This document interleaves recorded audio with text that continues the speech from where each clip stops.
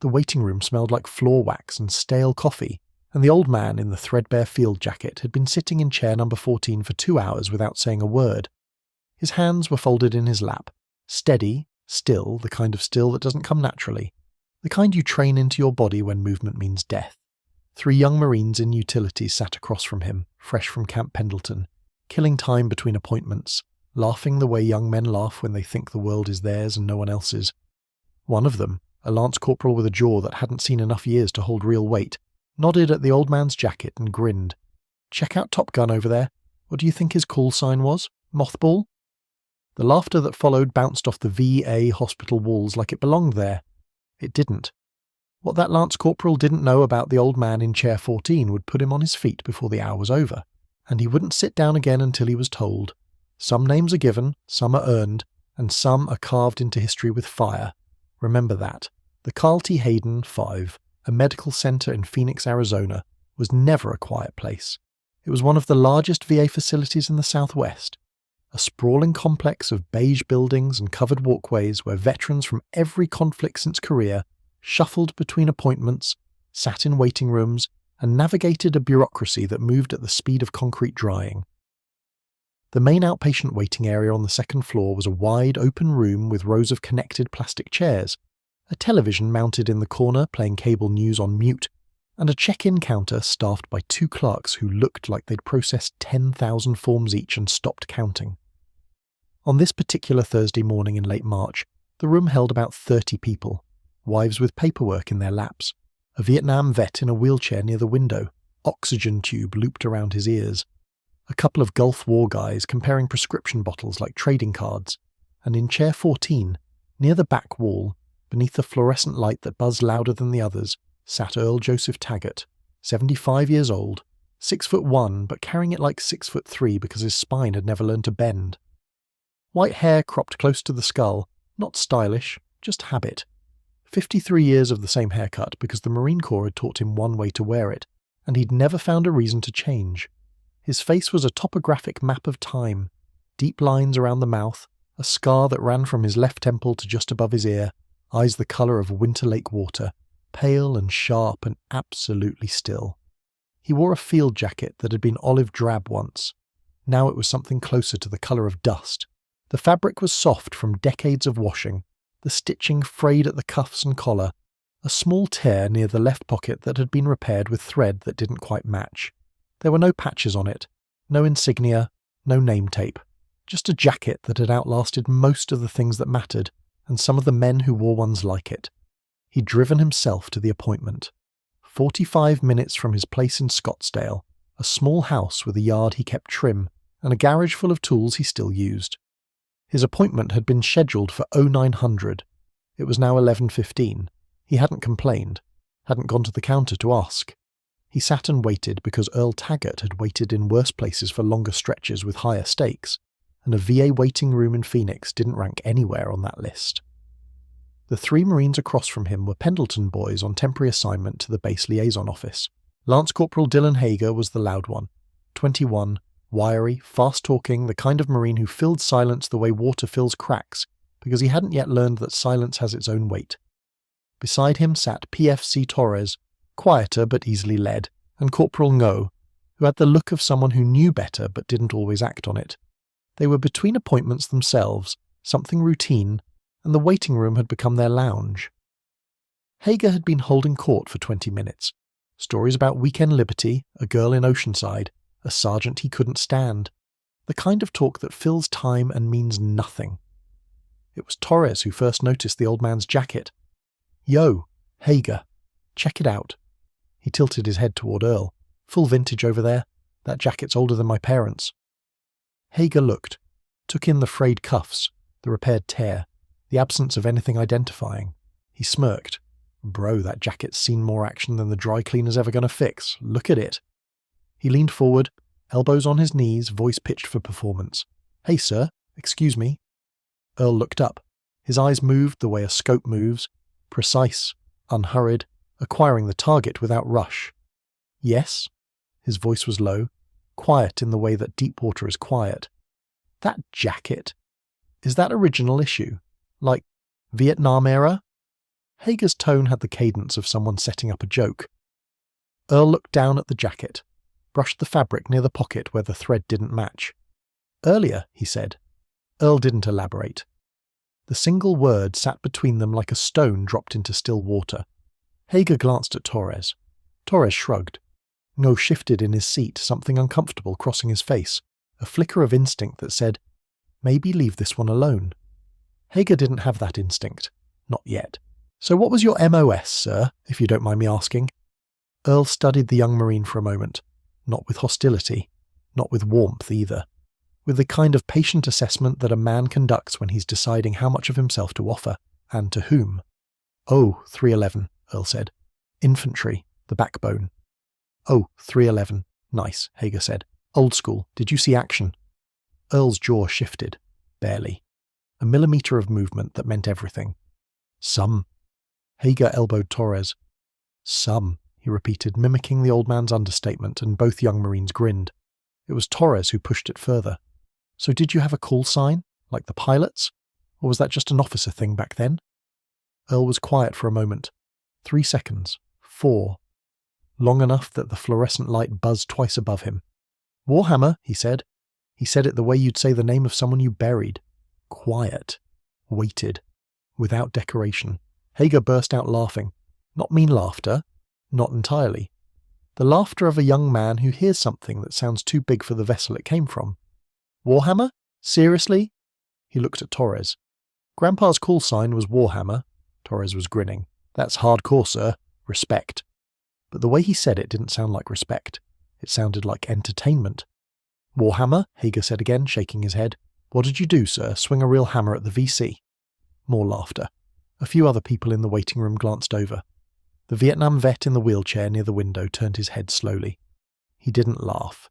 He was watching Earl with an expression that had nothing to do with amusement and everything to do with recognition, because he knew. He'd heard the name before. Maybe not in this room, maybe not in this decade, but somewhere in the echo chamber of memory where the important names never fade. Earl said nothing. He looked at his hands, folded in his lap, still steady, still quiet. If the laughter bothered him, he gave it no purchase. He simply waited, the way he'd been waiting all morning, the way he'd spent a lifetime waiting, in jungles, in briefing rooms, in the silence before the order came. What those young Marines didn't know, what almost nobody in that room knew, was that the name Warhammer wasn't a boast. It wasn't a joke. It was a tactical designation assigned to a Marine Company commander whose operations in Hue City during the Tet Offensive of 1968 were still studied at Quantico. It was the call sign of a man who had led 200 Marines through 31 days of house-to-house urban combat against an entrenched NVA force that outnumbered them 3-1. It was the name that had been spoken into radio handsets at 2 a.m, while mortar rounds turned the ancient city into a furnace. The name attached to fire missions and casualty reports and acts of sustained violence so precise and so relentless that the enemy had pulled back from an entire sector rather than face the company that answered to it. Warhammer wasn't a call sign. It was a warning, and the man who carried it had never once used it to introduce himself until a 21-year-old Lance Corporal in a VA waiting room had asked. The door at the far end of the waiting room opened at 11:22. A small group entered. 2 Navy medical officers in white coats, a Marine colonel in service alphas, and behind them, moving with the particular gravity that flag officers carry the way planets carry orbits, Major General Lewis Raymond Brooke, United States Marine Corps, 2 stars on his collar, silver at his temples, and a face that looked like it had been assembled from discipline and granite in equal measure. General Brooke was visiting the Phoenix VA as part of an oversight tour, reviewing facilities, meeting staff, assessing conditions for Marine veterans in the Southwest region. It was an official visit, planned weeks in advance, with an itinerary that had him scheduled for a walkthrough of the outpatient wing at exactly this time. The waiting room shifted the moment he entered. The clerks at the counter straightened. The medical officers flanked him like escort ships. The colonel carried a portfolio and spoke in low tones. Hager and Torres and Nyo saw the stars and went quiet the way water goes quiet when the temperature drops past freezing. Instantaneous. Complete. General Brooke moved through the room with the ease of a man who had spent decades in rooms full of people looking at him. He shook hands. He stopped at the wheelchair near the window and spoke to the Vietnam vet. 2 minutes of quiet conversation that ended with the old man's hand gripping the general's forearm and neither of them letting go immediately. He asked a clerk about wait times. He listened to the answer with the expression of a man who didn't like what he was hearing. He was 3/4 through the room when his path brought him near the back wall, near chair 14, near Earl. The general was speaking to the colonel when he stopped mid-sentence. It wasn't dramatic. There was no sharp intake of breath, no widening of eyes.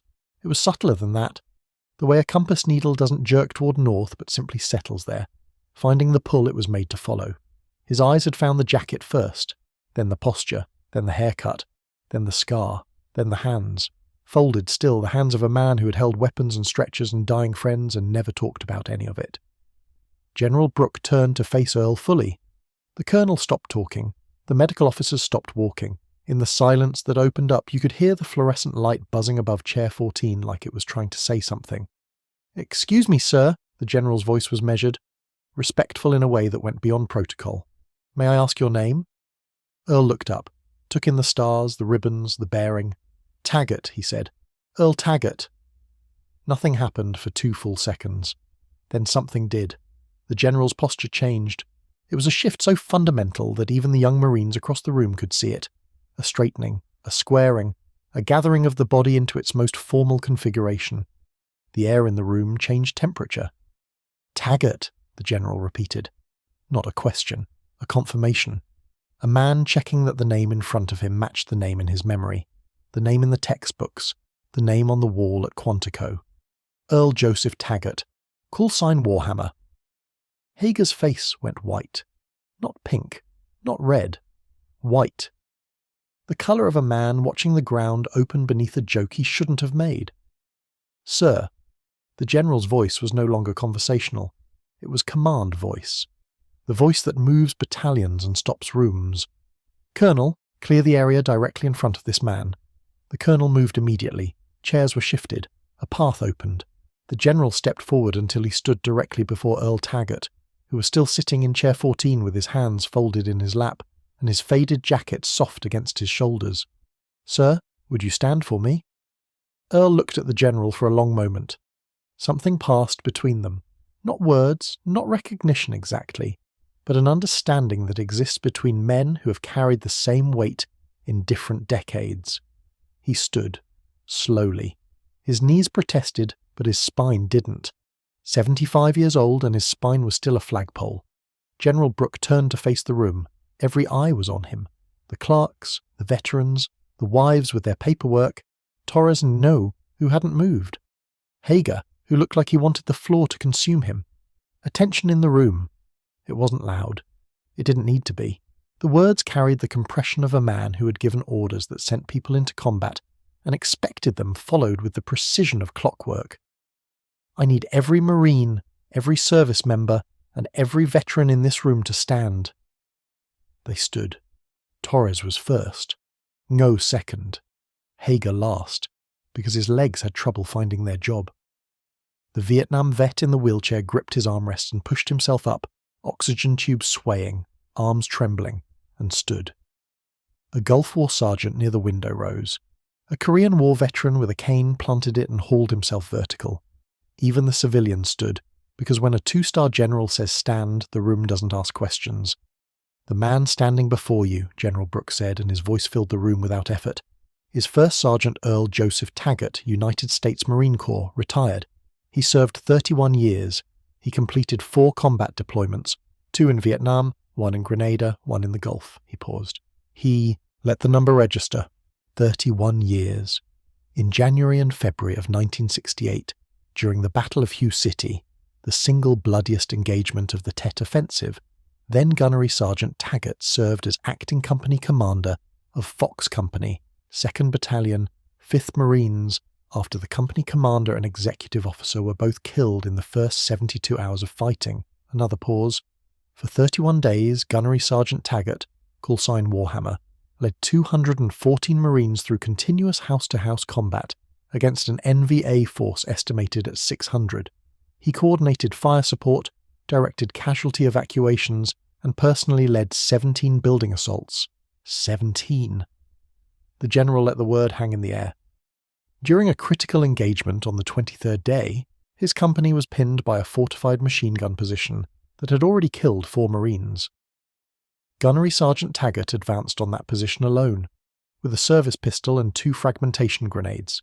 He neutralized the emplacement, sustained shrapnel wounds to his left leg and torso, refused evacuation, and continued to command his company for 8 more days until Hue City was secured.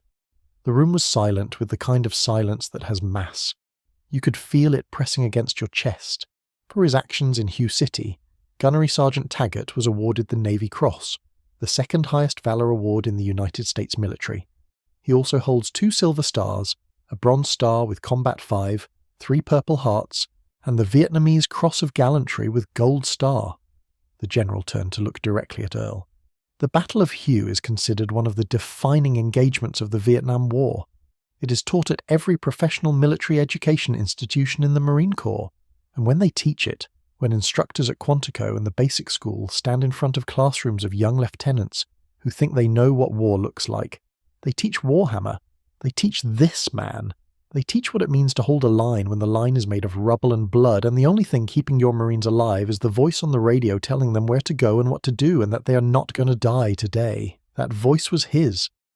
General Brooke stepped closer to Earl, close enough that the words that followed were meant for the whole room but felt like they were meant for one man. First Sergeant Taggart, I studied your actions at Hue City when I was a second lieutenant. Every Marine officer of my generation did. You were the standard we were trained to meet. I have waited my entire career to shake your hand, and I never expected to do it in a waiting room where you've been sitting for... He glanced at the clock, looked at the check-in counter. His voice hardened. How long has this man been waiting? The clerk swallowed. Approximately 2 hours and 20 minutes, sir. The general's expression didn't change, which was worse than if it had. The absence of reaction was its own statement. He turned to the colonel. Colonel Marsh, I want First Sergeant Taggart seen within the next 15 minutes. I want to know why a 31-year veteran with a Navy Cross is sitting in a plastic chair for 2.5 hours, and I want an answer before I leave this building. The colonel was already moving. Yes, sir. Brooke turned back to Earl. First Sergeant, I apologize. On behalf of the Corps, on behalf of this facility, and on behalf of anyone in this room who failed to recognize what's sitting in that chair. Earl looked at the general with an expression that was hard to read. It wasn't gratitude exactly. It wasn't discomfort. It was the look of a man who had lived 3/4 of a century doing things that deserved recognition, and never once asked for it, and who now found it standing in front of him in dress alphas with 2 stars and wet eyes. General, Earl said, his voice the same low, quiet current it had been all morning. I've waited longer in worse places for less important things. This is a hospital full of men and women who all served. Every one of them deserves to be seen on time, not just me. You're right, Brooke said. They do, and I intend to make sure that happens. But right now I'm talking about you, and I'm talking about this. He touched the sleeve of Earl's jacket, the faded fabric, the frayed cuffs, the repaired tear. You know what I see when I look at this jacket, First Sergeant? Earl waited. I see Hue City. I see Fox Company. I see 214 Marines who came home because of you. I see 31 years of service to a corps that doesn't always take care of its own the way it should. And I see a man who never once asked for anything in return. He paused. This jacket belongs in a museum. But more importantly, the man wearing it belongs in a place of honor. And he should never, under any circumstances, be made to feel like anything less. His eyes moved. Found Hager. Locked on with the precision of a targeting system. Hager was standing at rigid attention, or trying to. His body was stiff with the particular terror that young Marines experience when a general's gaze finds them and doesn't let go. Lance Corporal. The word was a blade. Step forward. Hager stepped forward. 1 step. 2. His boots might as well have been filled with concrete. What's your name? Lance Corporal? Hager, sir. Lance Corporal Dylan Hager. Lance Corporal Hager. Do you know what the call sign Warhammer means? Hager's voice was barely functional. I do now, sir. You do now. The general repeated the words the way a surgeon repeats a diagnosis. Because an hour ago you didn't. An hour ago you and your Marines were laughing about it, in a VA hospital, in front of a man who earned that name in a city that was burning while he bled into his utilities and kept fighting. Hager's eyes were glassing, not from pain, from the specific agony of realizing you've committed an offense so fundamental that no amount of apology can fully repair it. "I didn't know, sir. I had no idea who—" "That's the point, Lance Corporal. You didn't know, and you laughed anyway. In the Marine Corps, we are taught that every Marine is a brother. Every veteran carried the same burden. You don't need to know a man's record to give him respect. You give it because he's standing in a VA hospital, wearing a jacket that's been washed 1,000 times, with hands that did things you haven't been asked to do yet and God willing may never be." The General paused. "You're looking at the Marine Corps, Lance Corporal. Not the brochure version, not the recruiting poster. The real thing. 31 years of it, worn down to the threads, and still standing." He let the silence sit. Then his tone shifted. Not softer exactly, but different. The difference between a lesson and a punishment. "I'm not going to write you up, Lance Corporal, because that's not what First Sergeant Taggart would want. And frankly, it's not what's going to teach you what you need to learn. What's going to teach you is standing in this room right now, looking at that man, and understanding that the Corps didn't start with you and won't end with you, and every man who wore the uniform before you walked a road that made yours possible. You will find First Sergeant Taggart after his appointment. You will offer your hand and your respect. You will listen if he's willing to talk, and you will carry what you learned today into every room you enter for the rest of your career. Clear?" "Crystal clear, sir." Hager's voice cracked on the second word. The General turned back to Earl one final time, extended his hand. Earl took it. 2 men, 2 generations, the same Corps. Semper Fi, First Sergeant. Semper Fi, General. Earl was seen within 10 minutes. The Colonel personally escorted him to the examination room. The doctor who treated him, a Navy captain who had served as a battalion surgeon in Fallujah, saw the name on the chart, looked at Earl and said quietly, "It's an honour to treat you, First Sergeant." Earl nodded. "Just the knee today, Doc. Left one's been giving me grief since '68. The doctor didn't laugh. He understood exactly what that meant. When Earl came back through the waiting room 40 minutes later, Hager was there, standing near the door, not at attention, at something looser, more human, the posture of a young man who's been reshaped in the space of an afternoon. Torres and Ngo stood behind him. Hager stepped forward. "First Sergeant Taggart." His voice was steady now, quiet. "I owe you an apology, sir. What I said about your jacket, your call sign. I was out of line. I was disrespectful, and I'm sorry." Earl stopped, looked at the young man, studied him the way he'd studied him earlier, but this time with something warmer behind the assessment. Something that looked like patience. Something that looked like a man remembering what it was like to be 21 and full of noise that hadn't yet learned to become silence. "You know what Hue City smelled like, Lance Corporal?" Hager shook his head. "Concrete dust and copper. That's blood and broken buildings. 31 days of it. I was 24 years old, and I was scared every single one of those days. Every man in Fox Company was scared. The ones who tell you they weren't are either lying or they weren't there." He paused. "Courage isn't the absence of fear, son. It's the decision that something else matters more. Your buddies, your mission, the man on your left and the man on your right. That's what Warhammer meant. Not that I was tough. Not that I was some kind of hero. It meant that when the radio crackled and somebody needed to make a decision that might get people killed or might keep people alive, I made it. Every time. Because that was the job." He looked at the jacket, touched the tear near the pocket. "This jacket's older than you. It's been to places you've only read about.